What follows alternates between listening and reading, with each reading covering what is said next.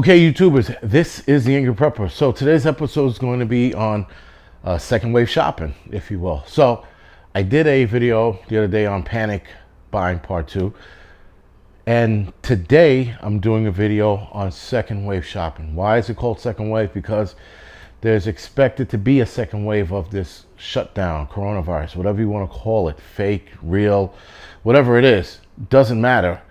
Supermarkets might get flooded again. Now, a quick note, and I read an article just the other day that the supermarkets might be ready for the second shutdown or the second wave of panic buying because they learned from the first one. And because there's enough food on deck, if you will, because they're not being shipped to the supermarkets, there should be more food on the shelves. Now, there is an aluminum problem, cans or something like that, and labels are not being made or can't be made, and food can't be put in the aluminum because there's less of them or lack of aluminum. That's an entirely different problem altogether. That would say there's a food shortage as far as supplies go, but not as far as actual food. Now, I went to the supermarket today and I gave myself a $60 budget. When I got to the supermarket, it turned into $80. By the time I left, I walked out with $228 worth of groceries, or survival food, if you will, or second wave food. Sorry, right? So a lot of this is not survival food. It's just food that you would have eaten on a regular day, but you have more of it, right? Survival food would be like MREs, dehydrated foods, freeze-dried foods, things like that. I'm going to probably touch on it a little later, or fuck it, I'll touch on it now. So anyway, MREs are meals ready to eat. Those are military foods. Those are really good to have.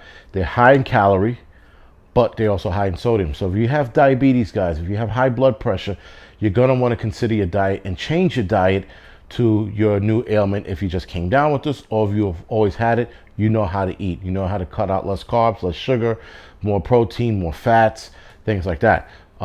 Freeze-dried foods are great. They're great for bugging out. Dehydrated foods, great for bugging out. Both of them need water to reconstitute so that you can eat. MREs are great. They're a little heavier because they already have the liquid in them, but they're great to eat because you can eat them cold or you can eat them warm with the little hot pack that they put inside so that you can heat up your food. So let's get into second wave shopping and the things you're probably going to want to buy before they end up off the shelves. Dried beans. Now, dried beans are great, but they use water. Obviously, you're going to need enough water to cook and you're going to need enough water to clean. So make sure you calculate both cleaning water and drinking water, or cooking water as well. So your drinking and cooking water are going to be one measurement, and your cleaning water is going to be another measurement. Your cleaning water should be way less than your drinking and cooking water. So dried beans obviously needs water. You can reconstitute it. That's pretty good because it's high in protein and carbs. Again, if you're diabetic or have high blood pressure, some kind of ailment that makes it tough for you to eat certain foods, you got to calculate that into your food stores, and you got to get a lot of that stuff now. You're definitely going to want to get yourself some kind of beans as well. Canned beans, right?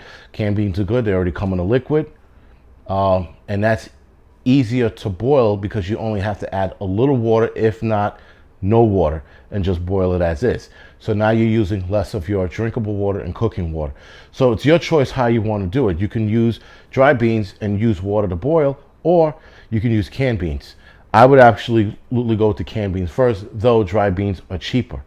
As far as money goes, guys, you want to make sure that dollar's going to go a long way with whatever you buy, right? You do not want to buy, for example, let's say Goya beans, and then you go to Moya beans with an M.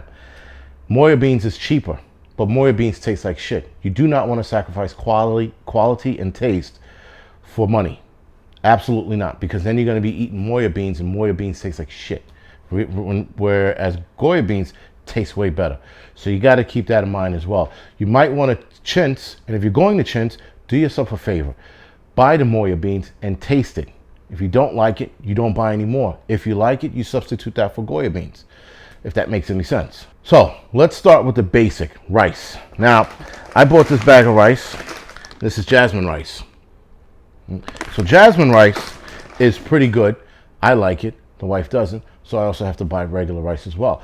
Rice goes a long way, guys. Rice in my family, in my household, for 1 cup of rice goes for 4 people. 4 people, sorry. So, and we still have rice left over. So the other thing you want to do is make sure you measure out the food. You do not want to have waste. You want to minimize the waste of food. Now, yes, you can store it and probably eat it the next day, but why deal with that? What if it goes bad? What if you don't have refrigerator, or power in the refrigerator to put it back in? You want to have just enough so that you're not wasting any food, you're not throwing it away. Rice you could probably keep around a day. I've done it. I haven't gotten sick. Some people say don't do it. I've done it and I haven't gotten sick. But certain meats and stuff, you can't. Once it's done, you have to fucking be done with it. Either eat it all or toss it. And you don't want to eat till you're full. You want to eat till you're satisfied during a shit hit the fan scenario. Sorry. Because you don't want to be stuffed, because you don't want to overeat, and you don't want to eat more than you have to, if that makes any sense. All right, so honey, sugar, and salt. Make sure you get that as well. Make sure you get plenty of it. Again, measure out how much you use. Like now, for example, this week, you're going to measure out how much salt you use, how much sugar you use, how much spices you use, whether that's onion powder, garlic powder, paprika, chipotle powder, that is, sorry. Measure that stuff out and get an idea of how much you use so that you know how much you're going to use during an shit hits the fan scenario. It's always good to measure this stuff out and get an idea, guys. You do not want to run out. You don't want to overuse. It's better to underuse, if you ask me, during a situation like that. But you don't want to overuse. You don't want to run out, and you don't want to make more than you have to. Now, canned goods. Canned goods can be tomato sauce or peas and carrots, for example. Right now, peas and carrots by Libby's is pretty good. It's just basic peas and carrots in a can. These are canned goods you're going to want to buy, guys. When you go for the canned goods, make sure you go for the sales. The Libby's was something like, I don't know, 4 for $3. So I bought a bunch, right? Make sure you're going to eat it as well, right? Make sure you're going to eat, vegetarian beans, right? This was also 4 for $3. It's by Heinz. You got to go in a store and you got to look, guys. You have to make sure, you're making your dollar stretch, but you're also buying what you're going to eat. Now, pastas go a long way. They stay good for a long time. Pick the pasta you're going to eat. Now, pasta, for the most part, is texture. It's what you like to chew on, or whatever it is, or what goes with what you're making.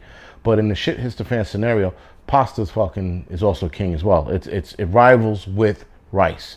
The carbs in there are good. If again you are, let's say, a gluten, you need a gluten-free diet, then make sure it's gluten-free food, guys. Right? So look at it carefully. You know what you eat and you know what you don't eat. Now, honey is very interesting because honey is like Manuka honey, clove honey. I get this German honey, which is $14 a jar. The jar is probably about that big. It's $14. You ask me, it's worth it, but you can get cheaper honey. Honey is, in the store I saw, the cheapest was $5.36, right? $5.36. The most expensive at that store was like $8 for a small jar. The jar of honey was probably about the size of this can. And it was $8, but it was good honey. Do your research on honey. Honey has medicinal purposes across the board, depending on the honey you buy.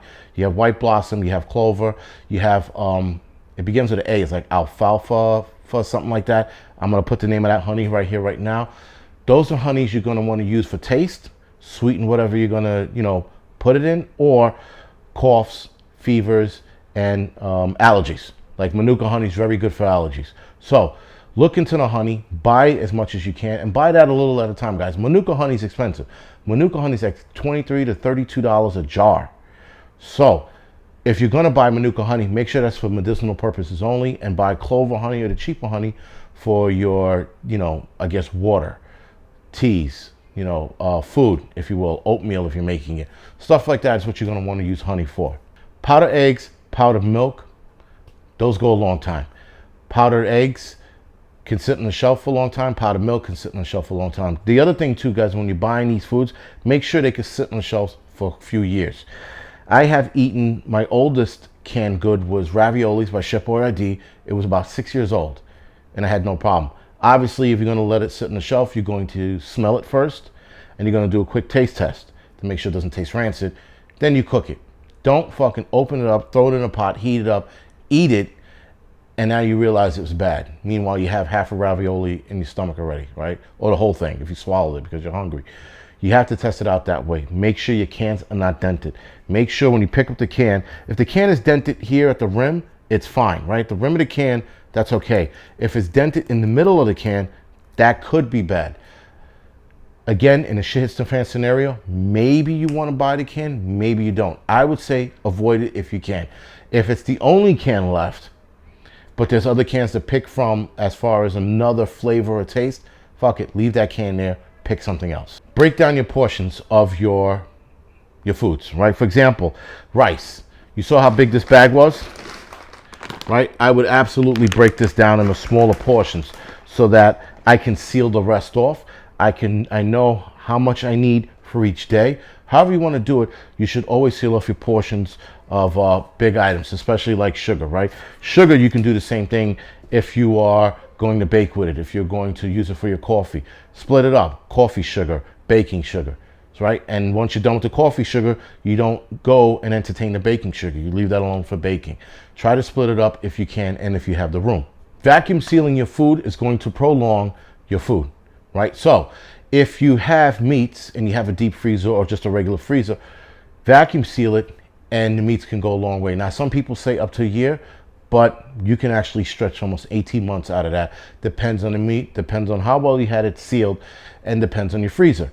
So all of that in mind, once you thaw that meat out that's been in there for over a year, you're gonna have to A, look at it, make sure it doesn't have freezer burn. B, once it's thawed out, smell it to make sure it smells okay. And then cook it and see how it tastes. A little piece to see how it tastes. If it tastes bad, you toss it. If not, you eat it, right? You have to be careful with all of this stuff though and eating bad foods, because if you eat bad foods during a shit hits the fan scenario, if EMS, PD, and fire are not around and hospitals are either jammed up or closed, you could have a problem. All right, guys, so the last thing I want to tell you is survival recipes. There's a ton of them out there. There's a ton of books in the market. Look into those. Look how to cook with the recipes you have at home. Try it now. You don't have to wait till the shit hits the fan. You don't have to wait till the coronavirus spikes and closes America down again. Start doing it now. Have fun with it. Try different recipes. And make sure, again, you proportion it to the people you have in your family. If you have 6 people, cook for 6 people. Don't cook for 12. Don't cook for 9. Cook for 6. Know the portions. Know how it goes so that when this happens, you know exactly how to measure everything out. All right, guys. So this is the Angry Prepper. Sorry for the long video. But other than that, guys, you can like and subscribe to this channel. You can also follow me on Instagram, Facebook, Tumblr, and Twitter. And for those of you that are looking to join the Gear of the Month Club, I have a Patreon account now. The link is in the description section below.